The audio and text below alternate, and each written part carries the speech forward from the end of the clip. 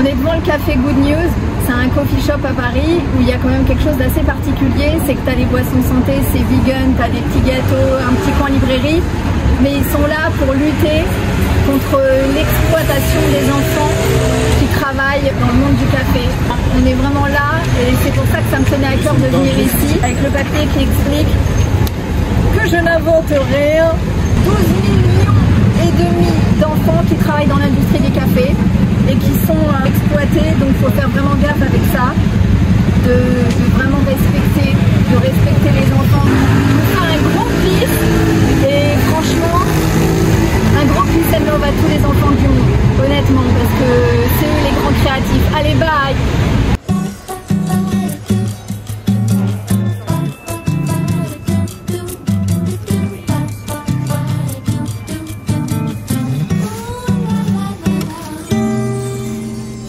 Bonjour. Bonjour. Bienvenue chez Terroir d'Avenir. On fait de l'agriculture en paysan artisanal de saison.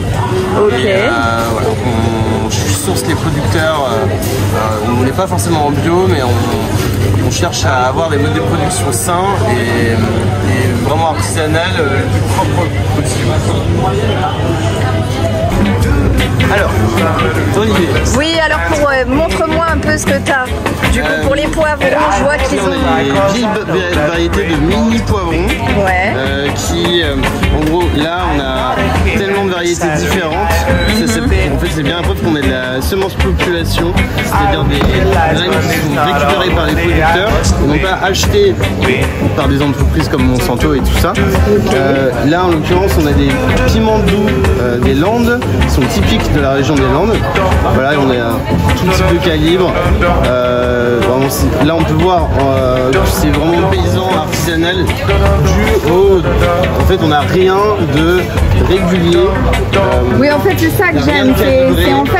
C'est la nature, quoi. Et la nature, c'est pas d'avoir tout pareil, chaque légume et fruit de la même couleur ou de la même taille. Ça, c'est la nature. Et ok. Et pour les tomates, voilà, il y a même des croisements de tomates entre la tomate Tiger et des cornus des Andes. Ouais. On a des roses de Berne. On va avoir de la Green Zebra et même combat que pour les poivrons, c'est des semences population. Donc les producteurs récupèrent leurs graines et refont pousser l'année suivante avec les graines qu'ils ont produites. Il y a une sélection naturelle. Ce qui est cool, c'est les amandes que je vois que tu as derrière là, qu'il faut... Les amandes fraîches. Ouais, ça c'est cool pour faire du lait d'amande. On a l'habitude de voir des amandes déjà séchées. Et là, en l'occurrence, il faut l'ouvrir. On voit plus ça en Israël ou... là, en l'occurrence, ça vient des Pyrénées-Orientales. Ok. Roussillon. Là, c'est vraiment la période de l'amande fraîche, quoi. De toute façon, on n'a aucun légume, fruits et légumes calibrés. On va avoir des piments padron. Ouais, j'adore ça. Un peu grillé avec du sel. Exactement, comme ça, facile. Ça, c'est facile. De l'olive, du gros sel, c'est très simple. Des concombres arméniens, des variétés de concombres beaucoup moins fréquentes. Et là, on a quand même notre best-seller en concombre qui vient d'Italie, de Sicile, c'est le concombre Battaglione qui est croisé avec un melon d'eau ou un melon blanc, melon d'eau. Il va avoir un goût un peu plus sucré, croquant. Ok. Voilà. Et pour les poivrons, je vois que tu en as des violets là, c'est assez rare ça, non? Les poivrons violets, ouais, c'est des vieilles variétés de poivrons qu'on remet en valeur, qu'on bosse avec nos producteurs pour avoir des variétés plus rares, plus rigolotes. Donc là, on a quand même une petite pointe d'amertume qu'on ne trouvera pas sur le rouge. Le concombre, le poivron vert qui est classique, mais qui est hyper blindé d'antioxydants, etc. C'est plus nutritif le vert. Et puis tu vends aussi d'autres produits, j'ai vu, ça fait un peu comme une petite épicerie avec des crèmes de sésame. J'ai vu crème de noisette. Là, ouais, c'est pas mal ça. On a une gamme de producteurs de noisettes qui vient du Piémont. Donc Donc les Nausées du Piémont, c'est la grosse référence. Là, on peut voir ici, elles sont incroyablement bonnes. Et en l'occurrence, ils font des pâtes à tartiner, qui a été classée comme la meilleure pâte à tartiner par Régis Gaudry. C'est quand même beaucoup plus naturel que les pâtes à tartiner d'il y a. Il n'y a pas d'huile de palme en fait. Voilà. Là, on est sur il y a un peu de lait déshydraté, mais sinon c'est chocolat, noisettes. Il y a 60% de noisettes. Ouais, c'est ça. 60% de noisettes. Cool. Et là, on a un 100% de noisettes. Je vois que tu as plein de petites épices là dans les bocaux là, dans les petits. C'est des épices Shira, c'est des épices de l'année, de l'épice fraîche. En général, les épices quand on les reçoit en magasin dans des grandes surfaces conventionnelles, c'est des épices qui ont entre 2 et 3 ans en fait on les reçoit, ils ont déjà 2-3 ans. Donc en termes de parfum, c'est beaucoup moins intéressant. Là, vraiment, c'est que des épices de l'année et les mélanges d'épices sont faits par Roy, celui qui a monté les épices Shira. Donc là, voilà, on a par exemple le Cajun. Voilà, en fait, il fait tous ces mélanges d'épices lui-même. Et voilà, on a un équivalent un peu comme Rollinger, une qualité vraiment. Non, ce qui est cool, c'est que tu peux mettre tout de suite dans le bouillon et c'est rapide quoi. Ah bah de toute façon, là oui, en l'occurrence. Tu fais tes petites soupes de légumes ou ça peut être un tagine ou quoi. Et puis voilà, par exemple pour les bouillons, comme on disait, là on a de la cardamome noire, ce qu'on trouve c'est pas très fréquent. Ça pour les bouillons c'est fantastique. Ouais. Là on peut voir qu'elle est plus grosse que de la cardamome verte. La cardamome verte, elle va avoir des arômes plus végétales, voire fruités. Voire un petit peu agrumes. La cardamome noire elle va être beaucoup plus pour des bouillons c'est fantastique, c'est-à-dire que elle va être plus ronde en bouche et on va avoir une puissance gustative plus profonde.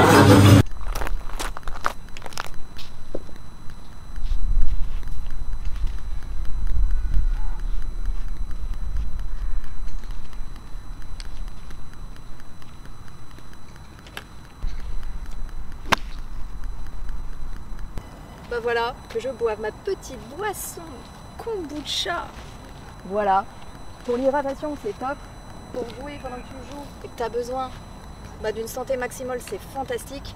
Qu'il fasse chaud, froid, santé, hiver, été, franchement, le kombucha, ça hydrate total. Et ça vient purement de la fermentation de la nature. Kombucha, kombucha, kombucha. Je me fais un petit dernier moment, dernière minute d'assurance stretching des bras.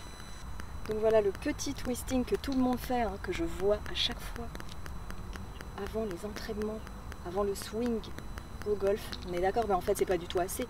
Là ça te fait les bras, mais il y a aussi le reste du corps, les jambes. On est en un, l'énergie circule en un seul. Il faut que ça traverse tous les chakras, du haut vers le bas vers le haut. On est d'accord, à l'élévation spirituelle, que ça te traverse et que tu puisses trouver ton centre, ton équilibre afin de trouver l'harmonie et d'envoyer ta balle de golf au meilleur. Prenez-vous le temps, quand vous faites votre parcours, de relier les synchronicités entre le bruit des oiseaux et votre jeu. On est d'accord? Parce qu'en fin de compte, tout est relié, il n'y a pas de hasard. Il y a à chaque fois, chaque petit détail, une feuille qui tombe d'un arbre, une balle qui va dans un bunker, une balle qui roule trop et qui ne va pas assez haut. Vrai ou pas? Donc il y a toujours une histoire de synchronicité et la nature est là même pour vous guider. On peut parler de l'arrivée des femmes au golf qui se passe en 1811 en Écosse à Musselburgh avec des femmes de pêcheurs écossais qui décident d'organiser le premier tournoi. Voilà, le premier tournoi féminin et on enchaînera en 1893 avec le grand trophée qui sera remporté par Lady Margaret Scott de la première coupe amateur féminin. Voilà, et en fait le trophée sera un châle, un mouchoir brodé comme ceci, plutôt sympathique, tu vois, c'est vrai, ça n'a l'air de rien, mais un foulard on peut faire beaucoup de choses. Petit top, petit top, petit top. Voilà, foulard, châle et un filet de pêche de pêcheur. Tu peux mettre tes balles de golf. Voilà, sympathique, non? Ça, c'est trendy. Donc voilà, l'histoire est. Et nous continuons l'histoire du golf avec la première toute française, Pauline Roissard de Belay, qui le 18 juin 1908 remporte la première coupe féminin à l'âge de 16 ans après s'être entraînée juste quelques mois au golf. Je sais pas si tu imagines l'exploit, le don, le talent de cette femme. Continuons après par Geneviève Le Derf, qui est la première pro à affronter le masculin lors de l'US Open de France en 1929. Si c'est pas extraordinaire, une sacrée rebelle féministe, j'adore. Voilà, et on enchaînera avec l'américaine Helen Hikes, qui elle a remporté en 1929 la toute première canadienne Women's Amateur, ainsi qu'en 1931 la US Women's Amateur. Voilà, et qui sera l'une des 13 fondatrices de la LPGA, Ladies Professional Golf Association, en 1950, qui en sera la première présidente, Madame Patty Burke, qui elle-même remportera l'US Open, ainsi que 54 victoires, dont 52 de la LPGA Tour. Je ne sais pas si vous imaginez, le début, il était quand même assez extraordinairement corsé et rempli d'énergie. Voilà, tout ça pour vous dire que le golf, ça peut être super féminin. Mais pourquoi on ne mélangerait pas sur un tournoi des hommes et des femmes ensemble? Ça pourrait être une nouveauté, non? Pourquoi on serait obligé de séparer lors des tournois les hommes et les femmes? Pourquoi on ne les mettrait pas ensemble? Ce serait beaucoup plus sympathique, on est d'accord?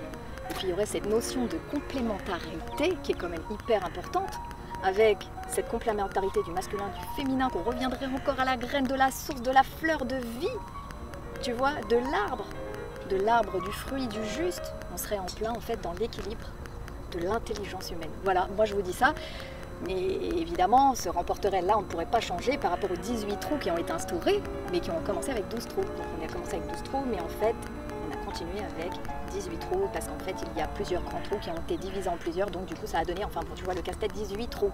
Donc voilà, 18 trous avec une histoire de part, donc tu fais le part du mot anglais, l'action avec au-dessus ou en dessous de sa valeur, de l'échange, des échanges boursiers, en fait c'est là la racine, mais en fin de compte qui sont donnés par des noms d'oiseaux, comme le birdie, l'albatros, l'eagle, le bogey, avec le birdie par exemple qui serait 2 coups en moins, tu vois, le par. Voilà, on est là, et qui serait bien sûr peut-être une comparaison.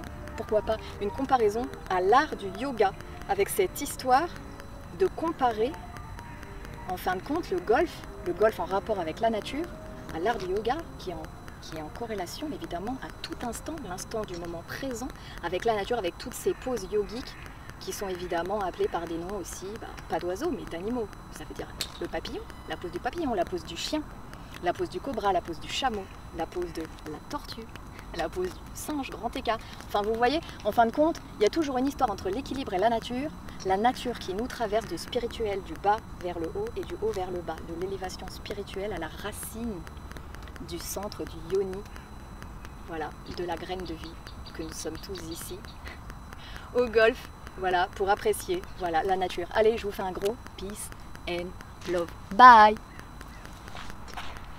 Dans le golf, il y a toujours un rapport avec la nature. En fait, on pourrait même, de manière métaphorique, en perspective, comparer, qu'on a eu un petit bruit d'oiseau, juste à l'instant, comparer avec l'art du yoga.